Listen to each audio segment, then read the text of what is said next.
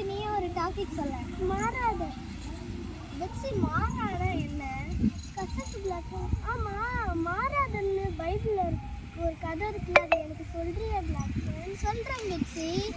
மோசே ஜனங்களை வழி நடத்திட்டு இருக்கும்போது அங்க இருந்த ஜனங்களுக்கெல்லாம் தாகம் எடுத்துதான். அப்ப அங்க இருந்து ஒரு நதி கிட்ட கூட்டிட்டு போனாராம் மோசே.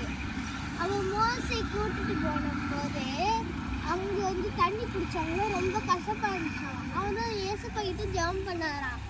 ஏசப்பா இந்த தண்ணி வந்து ரொம்ப கசப்பா இருக்கு அப்படின்னு சொன்னானே, ஏசப்பா வந்து சொன்னாராம், அங்க இந்த பக்கத்துல இந்த மரத்தை வெட்டி போடு அப்படின்னு சொன்னாராம்.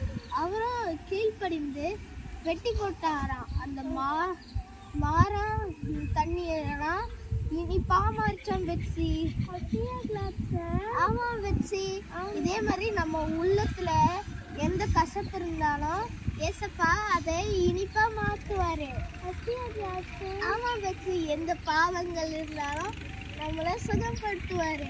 ஆமா ஏசப்பா நம்ம பாவத்துல இருந்து விலகிடுவாரு. ஆமா பெட்ஸி, நம்மளை பாதுகாத்து உள்ள வச்சிருப்பாரு. இதே மாதிரி நீங்களும் ஏசப்பாவை நம்புனீங்கன்னா உங்க உள்ளத்துல இருக்கிற கஷ்டங்களை எடுத்து போட்டுருவாரு. பெட்ஸி ஒரு பாட்டு பாடலாமா? என்ன பாட்டு பாடலாம்?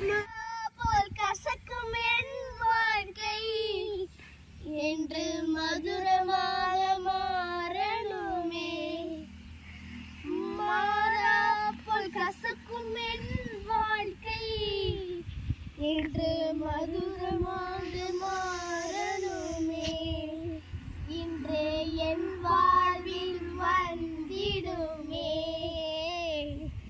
என் வாழ்வை நீரும் மாற்றிடுமே, இன்று என் வாழ்வில் வந்திடுமே, என் வாழ்வை நீ